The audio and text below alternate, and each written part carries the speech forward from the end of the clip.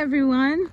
As you can see, I have you accompanying me on a trail today instead of having the video turn the other way. So enjoy the nature scenery, even though they botched a lot of it with lawn equipment. But anyway, I digress.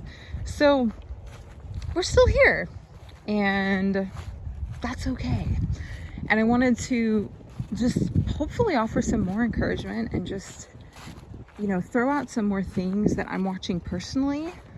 I'll never set a date, guys.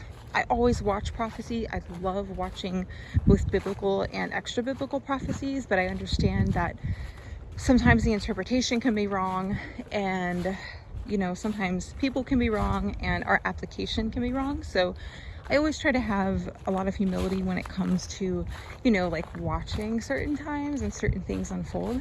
But I know a lot of us were probably really bummed out, and you know, I have to be honest, I was bummed out. I'm just I'm not really a New Year's person anyway, but I know that there's a lot coming in 2023, and we don't walk in fear of those things as believers, because we look up, our redemption draws nigh, and that's what the Bible says, and that's how we walk it out. That's how we live.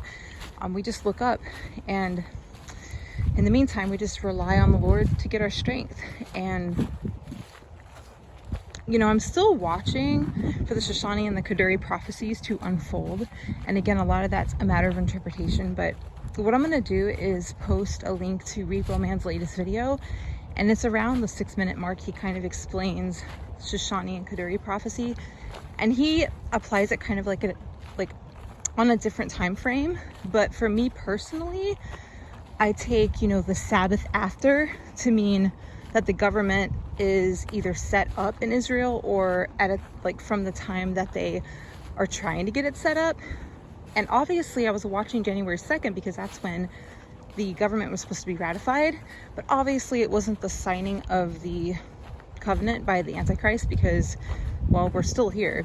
So no, that wasn't it. But I am watching that as a possibility that maybe it would be the Sabbath after that. So I'm not going to say for sure because I only see in part, but I'm watching this Saturday, the 7th. Is that Saturday? Yeah, I think it's Saturday. But another really cool thing I found out from Rebecca B's channel is about Trump. Apparently Trump is having some kind of kickoff event in Washington, D.C., I believe it is, on the 7th.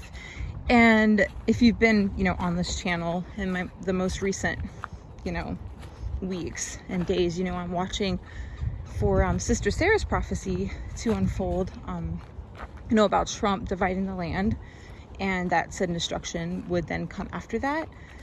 And even though the timeline wasn't what her interpretation had, you know, lent us to maybe believe, like unknowingly, I do believe that we're still in that timeline.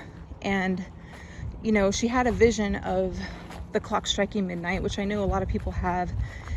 And I don't think it meant necessarily New Year's, but it meant like that we were at the proverbial time of being at midnight. And I still believe that we're in that season. Like, we're in the time of now, if that makes sense. We're at midnight. And really, I believe it could be any day, you know. And I'm just going to throw out these dates, just, you know, and these things coming up, just to make you guys aware of them. So we have the thing with Trump going on. Maybe he'll make a big announcement that day.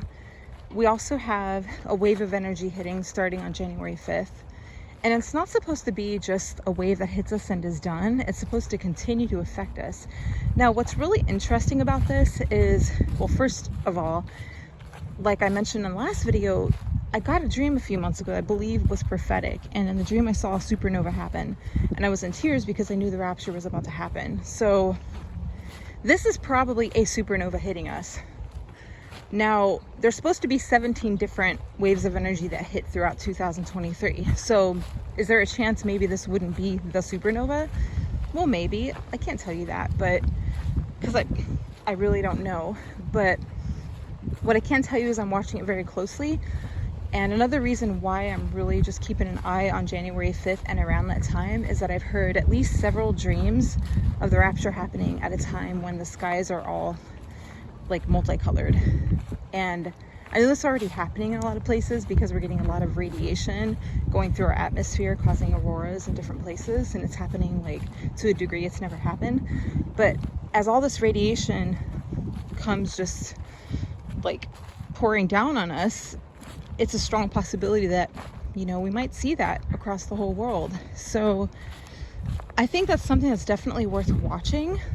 I still think we're very close. And yes, it was discouraging that we're still here. It is discouraging that we're still here.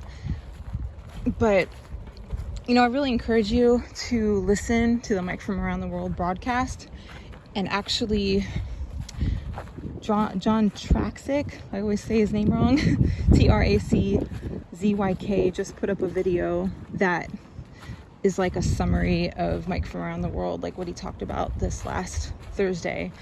And just keep in mind, he's not a pre-tribber, so you definitely have to listen to him with caution and discernment.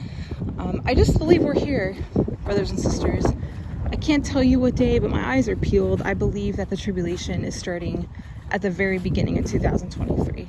I'm not looking at the end of 2023. I'm not looking at the fall feast. I'm looking at now. And just continue to get the gospel out, like with urgency. Continue to be excited.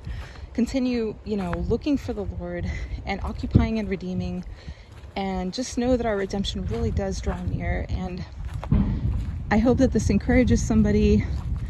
I'm sorry that we're still here. I'm sorry if I got anyone's hopes up, which is never my intention. I just want to keep everyone encouraged and, you know, watch with you guys. So I love you guys, and I will try and post Repo Man's video. His explanation of Kaduri and Shoshani starts around the 6 or 7 minute mark. So, well, for now, that is it. We have a lot to look out for, and I guess we'll see what happens, I don't know, in the next few days and beyond. And for now, I'll talk to you soon, or hopefully I'll just see you in the air. Bye.